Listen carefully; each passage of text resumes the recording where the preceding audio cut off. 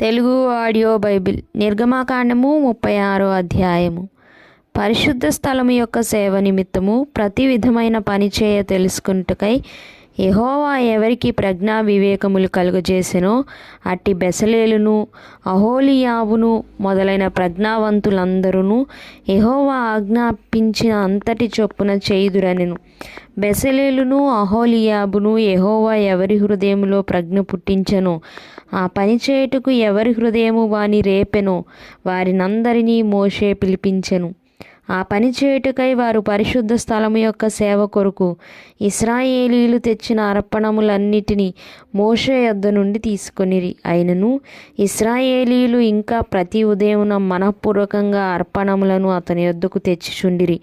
అప్పుడు పరిశుద్ధ స్థల సంబంధమైన పని అంతయు చేయు ప్రజ్ఞావంతులందరిలో ప్రతివాడు తాను చేయు పని విడిచి వచ్చి మోషేతో, చేయవలనని యెహోవా ఆజ్ఞాపించిన పని విషయమైన సేవ కొరకు ప్రజలు కావలసిన దానికంటే బహు విస్తారము తీసుకొని వచ్చిచున్నారని చెప్పగా, మోషే పరిశుద్ధ స్థలమునకు ఏ పురుషుడైనను ఏ స్త్రీ అయినను ఇక మీదట ఏ అర్పణ అయినను తేవద్దని ఆజ్ఞాపించెను గనుక పాలెమందంతటను ఆ మాట చాటించిరి. ఆ పని అంతయు చేయునట్లు దాని కొరకు వారు తెచ్చిన సామాగ్రి చాలినది, అది అత్యధికమైనది గనుక ప్రజలు తీసుకుని వచ్చుట మానిరి. ఆ పని చేసిన వారిలో ప్రజ్ఞగల ప్రతివాడును మందిరమును 10 తెరలతో చేసెను. అతడు వాటిని నీల ధూమ్ర రక్తవర్ణములు గల పేనిన సన్ననారతో చిత్రకారుని పని అయిన కెరూబులు గల వాటిగా చేసెను. ప్రతి తెర పొడుగు 28 మూరలు, ప్రతి తెర వెడల్పు 4 మూరలు. ఆ తెరలన్నిటి కొలత ఒక్కటే. 5 తెరలను ఒకదానితో ఒకటి కూర్చెను. మిగిలిన 5 తెరలను ఒకదానితో ఒకటి కూర్చెను. మొదటి కూర్పు చివరనున్న తెర అంచున నీలి నూలుతో కొలుకులను చేసెను. రెండవ కూర్పున వెలుపటి తెర అంచున అట్లు చేసెను. ఒక తెరలో 50 కొలుకులను చేసెను. రెండవ కూర్పునున్న తెర అంచున 50 కొలుకులను చేసెను.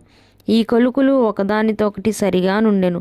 మరియు అతడు 50 బంగారు గుండీలను చేసి ఆ గుండీల చేత ఆ తెరలను ఒకదానితో ఒకటి కూర్పగా అది ఒక్క మందిరముగా ఉండెను. మరియు మందిరము మీద గుడారముగా మేక వెండ్రుకలతో తెరలను చేసెను. వాటిని 11 తెరలనుగా చేసెను. ప్రతి తెర పొడుగు 30 మూరలు, ప్రతి తెర వెడల్పు 4 మూరలు. ఆ 11 తెరల కొలత ఒక్కటే. 5 తెరలను ఒకటిగాను 6 తెరలను ఒకటిగాను కూర్చెను. మొదటి కూర్పు నందలి వెలుపటి తెర అంచున 50 కొలుకులను చేసెను. మరియు రెండవ కూర్పు నందలి వెలుపటి తెర అంచున 50 కొలుకులను చేసెను. ఆ గుడారము ఒక్కటిగా నుండినట్లు దాని కూర్చుటకు 50 ఇత్తడి గుండీలను చేసెను. మరియు ఎర్రరంగు వేసిన పొట్టేళ్ల తోళ్లతో గుడారము కొరకు కప్పును, దానికి మీదుగా సముద్రవత్సల తోళ్లతో పైకప్పును చేసెను.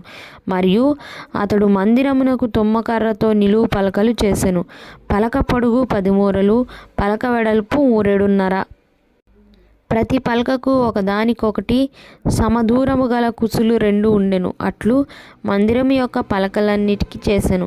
కుడివైపున అనగా దక్షిణ దిక్కున 20 పలకలున్నట్లు మందిరమునకు పలకలు చేసెను. ఒక్కొక్క పలక క్రింద దాని 2 కుసులకు 2 దిమ్మలను, ఆ 20 పలకల క్రింద 40 వెండి దిమ్మలను చేసెను. మందిరం యొక్క రెండవ ప్రక్కకు అనగా ఉత్తర దిక్కున 20 పలకలను, వాటి 40 వెండి దిమ్మలను, అనగా ఒక్కొక్క పలక క్రింద 2 దిమ్మలను, ఒక పలక క్రింద 2 దిమ్మలను చేసెను. పడమటి దిక్కున మందిరం యొక్క వెనుక ప్రక్కను 6 పలకలను చేసెను. వెనుక ప్రక్కను మందిరం యొక్క మూలలకు 2 పలకలను చేసెను. అవి అడుగున కూర్చబడి మొదటి ఉంగరము దాకా ఒకదానితో ఒకటి శిఖరమున కూర్చబడినవి. అట్లు 2 మూలలలో ఆ 2 పలకలు చేసెను. 8 పలకలుండెను. వాటి వెండి దిమ్మలు 16 దిమ్మలు. ప్రతి పలక కింద 2 దిమ్మలుండెను. మరియు అతడు తుమ్మకర్రతో అడ్డకర్రలను చేసెను. మందిరం యొక్క ఒక ప్రక్క పలకకు 5 అడ్డకర్రలు, మందిరం యొక్క రెండవ ప్రక్క పలకకు 5 అడ్డకర్రలను, పడమటి వైపున మందిరం యొక్క వెనుక ప్రక్క పలకలకు 5 అడ్డకర్రలను చేసెను.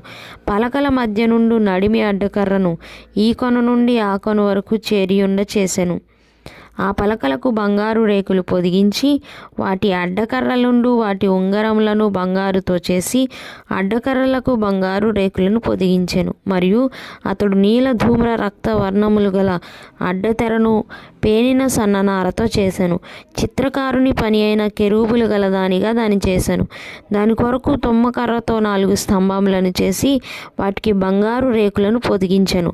వాటి వంకులు బంగారివి. వాటి కొరకు 4 వెండి దిమ్మలను పోతపోసెను. మరియు అతడు గుడారపు ద్వారము కొరకు నీల ధూమ్ర రక్తవర్ణములు గల పేనిన సన్ననారతో బుటా పని అయిన అడ్డతెర్రను చేసెను. దాని 5 స్తంభములను వాటి దిమ్మలను చేసి వాటి బోదెలకును వాటి పెండెబద్దలకును బంగారు రేకులను పొదిగించెను. వాటి 5 దిమ్మలు ఇత్తడివి.